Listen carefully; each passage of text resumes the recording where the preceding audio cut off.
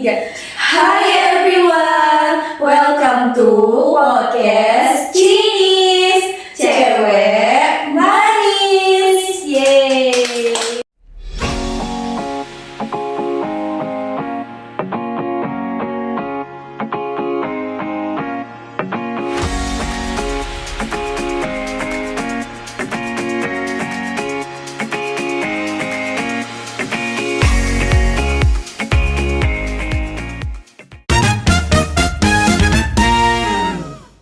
Oke, gimana nih kabarnya teman-teman? Bisa baik, alhamdulillah. Jenny gimana nih? Jenny juga alhamdulillah baik. Kalau Nani? Alhamdulillah baik. Hmm. Kesibukan naik apa sih Jenny dan Nisa? Kalau Nisa motor sendiri. Nah, kalau Jenny ini naik ojek. Kalau Melani gimana? Kalau Melani bawa motor sendiri. Oke, by the way, kita ini udah semester 5 ya teman-teman. Iya, Dan banget. flashback ke 2 tahun yang lalu, kita ini seorang mahasiswa baru. Nah, boleh dong diceritain pengalaman atau masa-masa selama atau sewaktu mahasiswa baru gitu. Oke, siapa dulu nih guys? Nisa dulu kayaknya ya. Oke, Nisa dulu ya. Mungkin pengalaman dan perasaan kali ya, Mel? Benar. Kalau dibilang perasaan yang pastinya seneng dong bisa kuliah. Karena kan kita tahu banyak banget teman-teman kita, orang-orang di luar sana tuh yang pengen kuliah, namun mungkin terkendala dengan restu orang tua dikarenakan keadaan ekonomi. Nah, kalau bilang pengalaman, banyak sih ya pengalaman pastinya. Namun tidak seperti teman-teman yang lain karena mungkin diri ini lebih ke introvert. Jadi pengalamannya tuh pengalaman yang menurut aku berharga banget buat diri aku. Alhamdulillah Iya ya. benar. Pengalaman yang pertama itu mungkin ngelawan rasa takut ya guys. Karena kan kita dari desa kemudian ke kota kan ngerantau, pasti ada rasa takut kan. Benar banget. Nah, namun ternyata kuliah itu nggak semenakutkan itu kok, ngerantau itu nggak semenakutkan itu, apalagi ketemu orang-orang baik seperti kalian. Masya Allah. Iya benar banget. Senang banget ya dengarnya. Terus juga kan banyak banget ketemu orang-orang yang hebat, ketemu orang-orang yang memotivasi diri kita itu gimana sih biar bisa kayak mereka gitu. Dan juga pengalaman kemarin sempat magang, kita kan sempat magang nih. Nah itu banyak banget pengalamannya, mulai dari disiplin, kemudian juga gimana sih caranya kita tuh memanage waktu gitu biar benar-benar terkontrol. Dan juga ngelihat orang-orang di bank itu tuh benar-benar keren, hebat, dan pinter-pinter yang pastinya. Kalau dari aku sih itu ya pengalamannya. Jadi pengen cepet-cepet kerja ya. Bener banget. Kalau Jenny gimana nih Jen? Nah, kalau Jenny itu setuju banget nih sama pendapat Nisa tadi. Jadi, aku itu belajar disiplin, belajar mengenal orang-orang yang hebat. Nah, Jenny itu jadi termotivasi untuk menjadi seperti mereka. Tapi pada saat awal maba itu Jenny agak culture shock nih. Dari Kenapa anak tuh? SMK itu tiba-tiba merantau jauh dari orang tua. Jadi dari situ Jenny belajar lebih disiplin dan mandiri. Masya Allah. Senang banget dengan. Tapi nanti dulu nggak sih guys? Melani kan belum jawab nih. Oke, aku ya. Sekarang sebenarnya aku udah lumayan lupa dengan 2 tahun yang lalu ya sebagai mahasiswa baru. Tapi tentunya aku senang banget dimana seorang siswa yang masih kecil lah ya dibilang menjadi seorang mahasiswa. Nah itu tentunya ada progres yang luar biasa. Belajar kemandirian yang dibilang dengan Jenny tadi, terus juga kedisiplinan, itu banyak sekali selama menjadi mahasiswa itu banyak sekali pelajaran yang dapat aku ambil gitu. Bener banget. Ini jadi pengalaman untuk diri Iya. sendiri. Oke, kita masuk ke pertanyaan kedua. Jeng jeng jeng jeng. Apa tuh? Oke, prestasi itu menurut kalian dibentuk atau secara kebetulan? Boleh dari Jenny dulu. Oke, kalau menurut Jenny nih ya, pengalaman yang pertama itu menurut Jenny prestasi itu gabungan antara dibentuk dan juga kebetulan. Oke. Karena pada saat itu kan dari Pakis itu ada lomba poseni, itu susu pakse, lomba bisnis plan. Nah alhamdulillah Jenny, Nisa dan Melani ini mendapatkan juara 3. Wah, tepuk tangan dulu ya, kita teman-teman. Tapi teman-teman, itu karena usaha kami dari SMA, kami sudah belajar untuk itu karya ilmiah tersebut dan juga kami sudah belajar tentang bisnis plan. Jadi pada saat itu kami kebetulan menang. Alhamdulillah. Oke, kalau dari Nisa sendiri Kalau dari gimana? Nisa ya? Kalau dari aku setuju banget nih sama pendapat Jenny. Tapi menurut aku prestasi itu ya harus dibentuk. Dibentuk itu dengan kita melakukan usaha pada diri kita. Usaha itu kan diawali dengan niat ya, niat pada diri kita. Kalau kita nggak ada niat untuk maju dan untuk meraih suatu prestasi, ya kita nggak akan berusaha. Dan kalau kita nggak berusaha guys, kita nggak akan nemuin dua kebetulan ini. Kebetulan kita akan berhasil atau kebetulan kita akan gagal. Nah, jadi kalau misal kita udah usaha, namun kita gagal, bukan berarti itu bukan passionnya kita. Berarti, oh aku nggak ada bakat nih di bidang ini. Enggak, tapi kita harus mengintrospeksi diri kita. Oh aku kurangnya di mana ya? Mungkin ada usaha aku yang kurang. Dan kalaupun kita berhasil, itu adalah kebetulan yang udah kita usahakan. Bener banget kan? Dan kalaupun kita berhasil, kita nggak boleh sombong. Jadi kita rendah hati. Iya benar. Dan juga kita nggak boleh ngerasa puas karena kita harus belajar lagi gimana caranya. Kami kan kemarin tuh sempat juara 3 guys. Nah gimana caranya kami berusaha nanti kalau ada lomba lagi gimana sih caranya biar kami tuh juara 1 gitu. Benar, setuju banget dengan pendapat Nisa dan Jenny. Aku pribadi lebih ke dibentuk prestasi itu bukan hanya sekedar kebetulan, tetapi ada proses dan juga progres di mana proses tersebut bisa prosesnya itu tidak mudah teman-teman. Iya benar. Mulai dari tenaga, pikiran, mental itu tuh dibentuk dengan usaha yang semaksimal mungkin untuk mendapatkan pencapaian yang Maksimal diinginkan ya. Benar. Yes. Oke. Nah, aku mau tanya ke Nisa dulu. Menurut Nisa, prestasi itu apa sih sebenarnya? Boleh dong. Dari tadi kita bahas prestasi ya. Prestasi itu apa ya? Kalau menurut aku prestasi itu beda, orang beda pendapat kali ya. Iya. Tapi menurut aku prestasi itu adalah hal-hal yang merubah diri aku. Misal nih aku kan orangnya kemarin itu mungkin takut, kemudian juga introvert dan iya Masa sih introvert guys, misalnya introvert terus nggak pede banget sama diri sendiri kan. Nah itu tuh sekarang udah mulai tertinggal atau nggak ada lagi gitu, udah mulai berubah sedikit demi sedikit. Dan itu menurut aku prestasi yang aku capai. Dan juga prestasi itu nggak semuanya tentang aku harus juara, kemudian aku harus dapat sertifikat ini, aku harus dapat duit, aku harus dapat piala, enggak. Tapi prestasi itu menurut aku hal-hal kecil yang bisa merubah diri aku, itu adalah prestasi bagi aku. Iya, menjadi kepribadian yang lebih baik itu adalah sebuah prestasi. Benar banget. Oke, kalau menurut Jenny gimana? Nah, kalau menurut Jenny, prestasi itu bukan hanya sekedar piagam dan piala, melainkan prestasi itu adalah sebuah capaian yang kita targetkan melalui visi dan misi. Nah, jadi kalau kita sudah mendapatkan visi misi tersebut dan kita sudah mencapainya, nah itu juga disebut prestasi, teman-teman. Oke, nah prestasi itu juga bukan hanya sekedar benar yang diomongin dengan Jenny dan Nisa, piala, sertifikat dan lain sebagainya, tapi prestasi itu ada yang namanya prestasi akademik, non akademik, karir dan juga kepribadian. Kepribadian itu ya tujuan dalam seorang mahasiswa. Contohnya kita sebagai mahasiswa tentunya punya tujuan ya. Di tiap semester itu kita harus ada peningkatan gitu, sehingga setiap semester apabila kita sudah mencapai tujuan kita tersebut, nah itu bisa dinamakan prestasi. Iya, benar banget. Pokoknya hal-hal yang berkaitan Iya, dengan kita kayak misalkan, prestasi. iya, kalau misalkan kita ingin mendapatkan nilai, misalkan kita ada target di semester ini nilainya A semua gitu kan. Nah itu juga udah mencapai ke sana, itu udah sebuah prestasi yang dapat kita apresiasi dalam diri kita sendiri. Bahkan syukur-syukur kalau orang lain juga ikut. Iya, benar banget. Curiga banget nih guys, jangan-jangan kemarin nilai Melani semester 4 A semua nih. Iya, sebenarnya. Enggak juga sih. Lucu ya. Enggak juga sih. Kita amin kalian, mudah-mudahan kita sama-sama dapat amin. Oke, lanjut. Nah, menurut Jenny, aku mau tanya, yang lebih dominan itu usaha yang lebih keras atau hanya kebetulan gitu? Nah, kalau menurut Jenny, Masuk lah, ngerti kan maksud pertanyaannya dia? Yang mana yang lebih dominan teman-teman? Antara usaha yang lebih keras atau kebetulan dalam sebuah prestasi?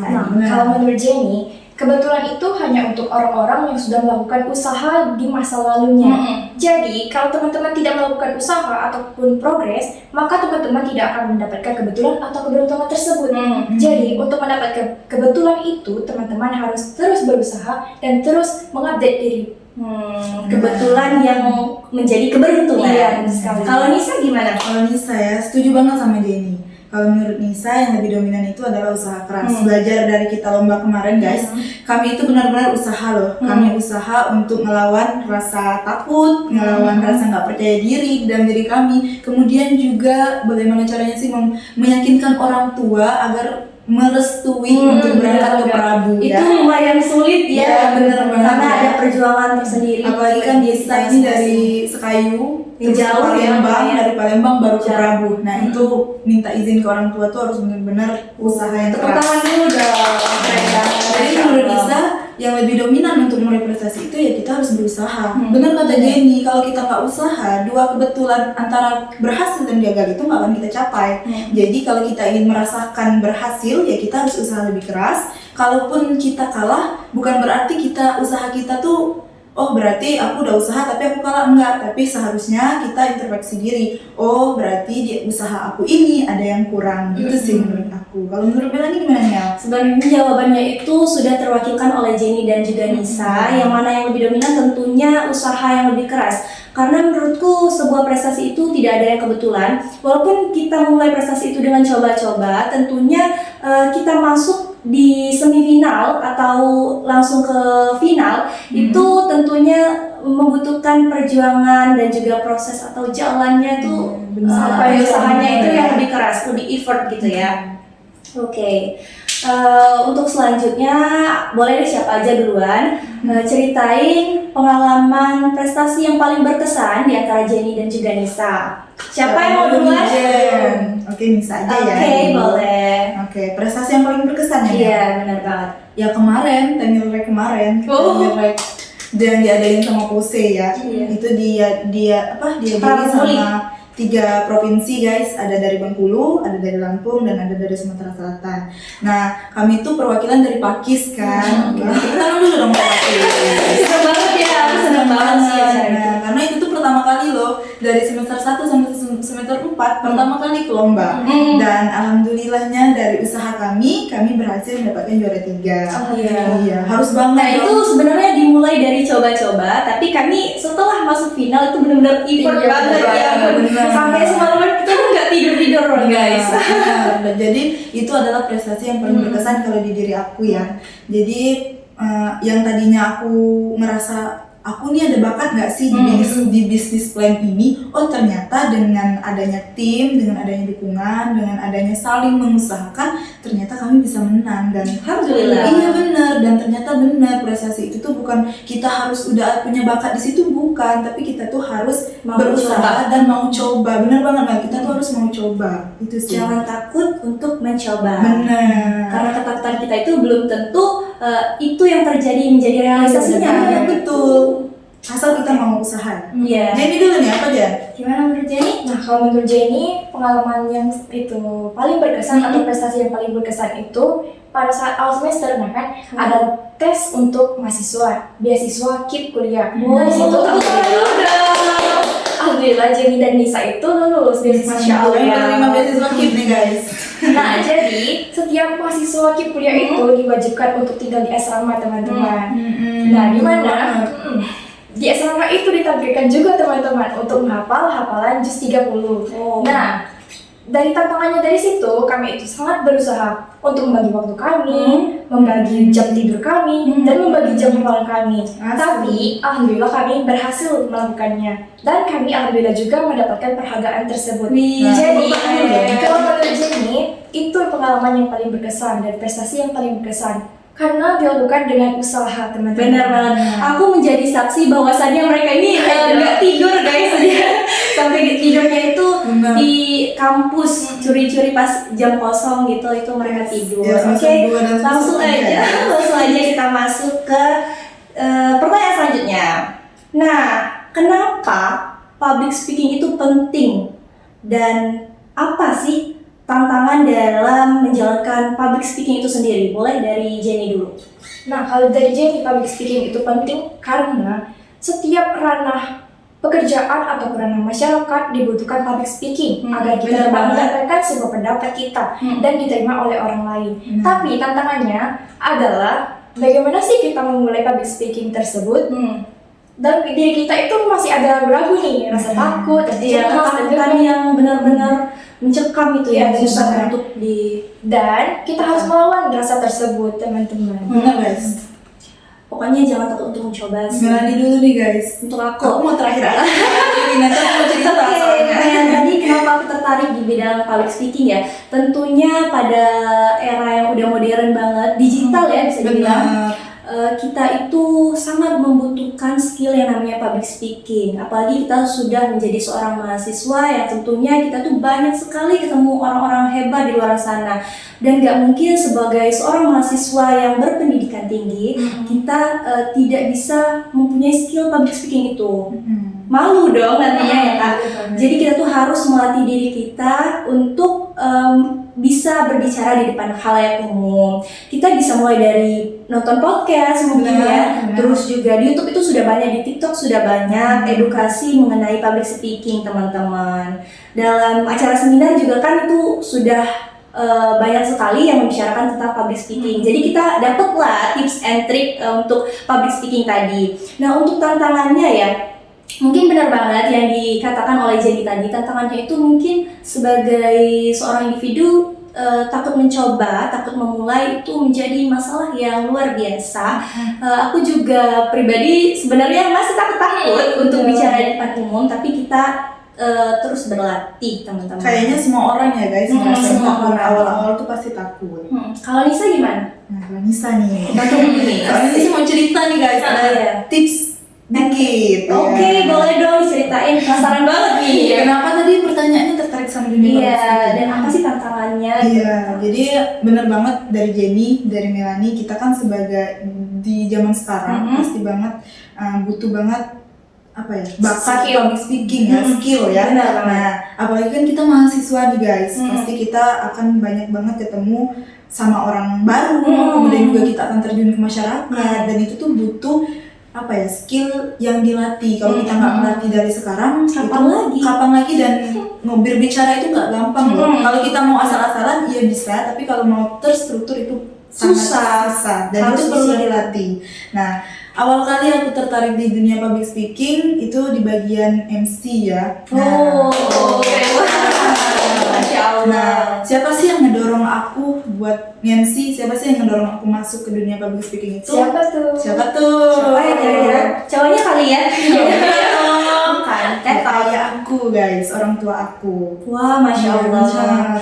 Jadi kemarin itu pertama kali aku nge-MC, itu aku nge-MC di dusun aku. Kemarin ada acara Maulid Nabi Muhammad SAW. Nah, itu aku ditunjuk tuh sama ayah, katanya kamu aja yang MC. Aku sempat nolak guys, ya aku kan anak SMA, bocil SMA yang belum pernah belum ada pengalaman iya, jadi MC gitu ya. Belum pernah juga ngomong di depan banyak orang loh, itu masyarakat dan banyak banget dihadirin orang-orang penting dari pondok pesantren. Nah, jadi di situ aku sempat nolak, tapi ayah tuh ngomong kalau nggak nyoba kapan lagi gitu kan. Iya, benar. Karena kesempatan nggak bakalan datang dua kali. Tapi berkat ayah sekarang ya berlanjut. Masya Allah. Terus tuh kemarin sempat dilatih sama ayah, dilatih di rumah sama ayah pakai mic, benar-benar pakai mic, benar banget ya. Jadi tetangga-tetangga di sana tuh pada enggak dong di dalam rumah.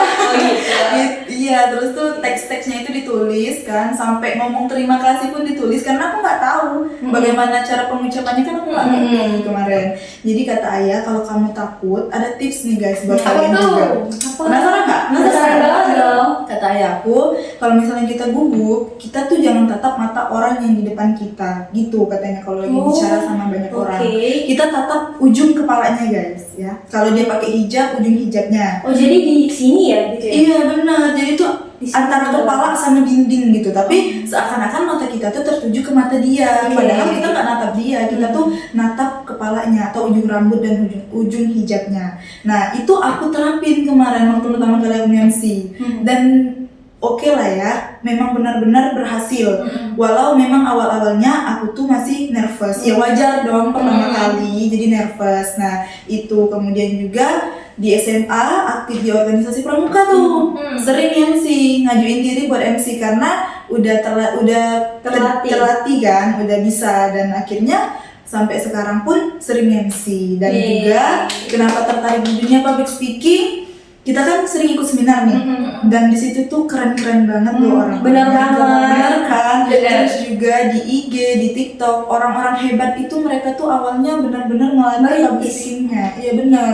Mereka tuh kalau ngeliat mereka bicara tuh pasti dalam hati Salawat ya. Iya. Aku kalau misalkan melihat orang yang public speakingnya bagus tuh salawatnya tuh semakin tinggi loh kan. Benar. Terus kita juga pasti, kalau aku pribadi ya, kapan ya aku bisa berdiri di sini, kapan aku bisa berbicara kayak gitu. Walaupun mungkin masih banyak kurangnya, tapi kalau kita berusaha lagi, kembali lagi, kalau kita usaha pasti bisa kok gitu. Tantangannya tuh yang pasti nervous kalau aku masih ya. Setiap kali di awal pertama kali atau mengawali berbicara itu pasti suara aku akan bergetar bukan bagus tapi bergetar yang nervous. Namun Getar di tenggorokan gitu. namun semakin berjalan itu nggak akan terlewatkan kok gitu. Semakin fleksibel berarti. Iya benar. Udah. Boleh Jen. Jadi kenapa Jenny tertarik dengan public speaking? Karena pada saat itu kan awal-awal semester banyak sekali nih seminar-seminar dari luar kampus maupun dalam kampus. Nah di situ narasumbernya memberikan pertanyaan, di mana siapa yang bisa menjawab pertanyaan tersebut maka akan diberikan reward. Wah, Dari situ kan dalam hati kita pasti dia sangat menjawab itu, tapi teman-teman ada rasa takut yang menghantui. Nah, alhasil ketika pulang kita akan menyesal kenapa kita tidak menjawab pertanyaan tersebut, padahal kita kan bisa. Nah, dari situ Jenny mulai tertarik untuk belajar public speaking. Oke, secara tidak langsung kita ini melatih public speaking kita ya. Oke, pertanyaan selanjutnya, kesimpulan dari podcast kita pada hari ini, prestasi itu dibentuk atau secara kebetulan. Tentunya prestasi itu dibentuk ya, tidak ada yang secara kebetulan, karena semua membutuhkan proses usaha dan jalannya masing-masing yang tentunya membutuhkan effort yang sangat luar biasa. Mungkin ada tambahan dari Jenny dan Nisa? Boleh, Nisa dulu ya? Iya boleh. Kalau menurut Nisa juga benar banget Mel, kesimpulannya itu prestasi ini dibentuk guys, dibentuk dengan dimana bentuknya itu adalah usaha, usaha yang dimana diri kita itu berniat untuk meraih suatu prestasi. Prestasi tidak benar di awal tadi, prestasi itu tidak hanya piala, tidak hanya sertifikat, uang, itu bukan prestasi, itu bukan itu saja, tapi hal-hal yang merubah diri kalian itu adalah prestasi. Dan menurut aku juga nih ada pesan guys ya, walaupun aku nih memang bukan orang yang sangat berprestasi, tapi aku ada pesan di podcast ini. Gak apa-apa dong. Ini terbuka bebas banget. Jadi pesannya itu gini guys, pasti ya, kalau aku nggak tahu kalau kalian nih, nanti aku tanya, pasti ngerasa nggak sih aku tertinggal dari orang gitu? Benar. Nah itu benar kan? Kalau aku nih pribadi sering ngelihat teman-teman angkatan tuh keren-keren banget ya sekarang, kok aku masih di sini-sini aja. Nah kalau aku pribadi ngelawannya itu harus percaya sama diri sendiri. Karena karena proses kita tuh beda-beda guys. Bukan berarti yang kita ngerasa tertinggal kita nggak bisa. Kita kan nggak tahu nih takdir kita ke depan jadi apa. Nah jadi kita jalan aja dulu. Kemudian juga kita usaha, kita belajar. Apa sih yang ingin kita capai itu kita belajar, kita usahakan, kita doakan, dan itu kembali lagi ke takdir Allah. Kalau kita berhasil berarti itu udah jalannya. Iya, usaha kita itu nggak sia-sia. Karena ada pesan yang mengatakan usaha tidak akan mengkhianati hasil. Benar, itu benar. Tapi kalau kita gagal bukan berarti kita nggak ada reasonnya di situ, tapi bukan takdir kita, dan kita harus usaha lagi. Itu menurut aku ya. Yang pernah ngerasa tertinggal dari orang-orang, karena proses kita tuh beda-beda. Jalan kita juga beda-beda guys. Benar. Kalau Jenny nih, gimana Jen? Nah, kalau Jenny ya, setuju dengan pendapat Nisa dan Melanie bahwa usaha itu tidak akan mengkhianati hasil teman-teman. Jadi kalau kita sudah berusaha, sudah berdoa, usaha itu tidak akan mengkhianati hasilnya. Pasti diberikan yang terbaik. Iya. Tapi teman-teman, kalaupun sudah berdoa dan berusaha tidak sesuai dengan hasil itu, jangan berkecil hati teman-teman. Terus Benar, maju. masih banyak jalan yang lain. Iya, Pokoknya harus berprasangka baik sama Allah ya. Iya betul. Pepatah mengatakan siapa yang bersungguh-sungguh dia akan berhasil, itu benar banget. Benar.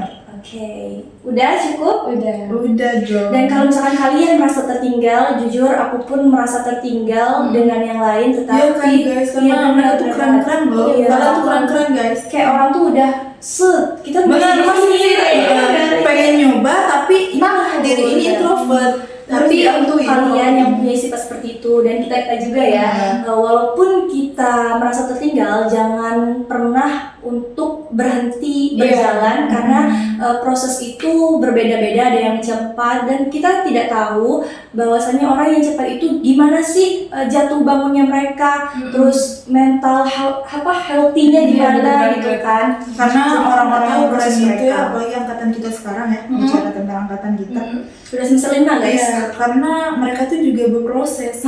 Mereka tuh juga ngalamin masa dimana mereka putus asa, mungkin Up down gitu ya. Iya, terus juga masa dimana mereka tuh benar-benar nggak tidur. Itu pasti Wah, yang mereka pasti rasain. ya. Karena belajar dari Prilly atau Konsina guys. Masya Allah. Mereka Prilly itu tidurnya tuh cuma 2 jam sampai 3 jam. Iya sampai dia kemarin sakit ya. Sakit sampai dia tumbang pun dia masih mikirin kerjaannya. benar Nah, banget. kita lihat aja dari situ guys bahwa orang-orang sukses Raffi Ahmad pun tidurnya itu 2 sampai 3 jam. Nah, sedangkan kalau aku itu nggak bisa. Bisa-bisa kita ada Iya, kalau di kampus pasti ini guys. ngaling-ngaling dari dosen mau tidur itu. darah, Jadi bisa-bisa. orang-orang yang hebat, orang-orang yang keren tuh mereka tuh benar-benar berjuang, benar-benar apa ya, effortnya tuh keras banget sama diri mereka. Mereka melawan rasa malas mereka karena mereka punya tujuan. Kalau Raffi Ahmad kan katanya di umur 40 dia udah nggak mau mau kerja uang ya. yang berjalan, Uang bukan yang dia berjalan. lagi. Iya, uang yang mengendalikan seluruhnya gitu. Makanya dia tuh benar-benar kaya raya ya. Masya Allah. Siapa sih yang nggak pengen jadi seperti Raffi Ahmad? Pengennya pengen banget ya. Apalagi Prilly kan. Aku jadi pengen ini deh, jadi pengen Rafathar-nya bukan Raffi Ahmad. Aku cium aja. Kalau jadi nggak ada lagi Ada jadinya. kita deh kayaknya dia. Oke, maaf ya. Kita agak gimana gitu supaya nggak terlalu kaku dan bisa membawa Iya suasana. benar, itu kan motivasi juga ya kan buat kita. Benar. Ternyata kita nggak se-introvert itu ya guys. Jadi sebenarnya Nggak tahu ya kalau sebenarnya di- extrovert tapi di lingkungan kita aja. Iya benar. Ambivert kan guys. Kalau kalian mau tahu lebih dalam gabung yuk. Jadi ke podcastnya Biar kita Cinis. cerita. Iya benar. Oke. Siapa tahu kan podcast Cinis ini dari yang tadinya tugas bisa berlanjut jadi benar. suatu apa ya? Jadi konten kreator. Iya. Amin. Jadi kita apa sih namanya mempodcastkan satu persatu mahasiswa di Fakultas Ekonomi dan Wah, banyak banget ya. Bisa jadi ya, kita kan nggak tahu ke depannya. Iya, benar. Oke, harapannya mudah-mudahan podcast pada hari ini dapat memotivasi teman-teman sekalian yang menonton. Boleh dong dadah-dadah dulu ke teman-teman ya. Makasih banyak yang udah nonton teman-teman. Mudah-mudahan kita semua bisa mencapai prestasi kita ke tujuannya masing-masing ya. Oke? Dan juga semoga kita lulus bareng ya Amin. untuk SPS 5. Amin. Semoga kita lulus bareng guys, tidak ada yang tertinggal sesuai dengan target masing-masing. Amin. Dan semoga semua perkuliahan kita diperlancarkan, apalagi skripsi kita. guys. Amin. Amin. Kalau jadi nih, mau pesan apa nih sama SPS 5? Aku mau pesan semoga SPS 5 tetap kompak selalu Yeay. dan kita bisa lulus bareng-bareng. Amin, amin. Seru aja gitu kalau nanti kita foto sepanjang iya ya. sepanjang Semuanya gedung SPS 5 AC. tuh. Iya, Keren semuanya banget. SPS Pakai toga ya? Ya, benar. Benar-benar. Oke. Oke, langsung Mungkin itu aja kali ya. Kita tutup nih, gimana nih penutupannya? Cinis ya Ci. Kalian boleh Itu podcast Cinis. Cheat to the miss to the miss. Oke, ulangi guys. Ayo. Podcast Cinis. Cheat to the miss to the miss.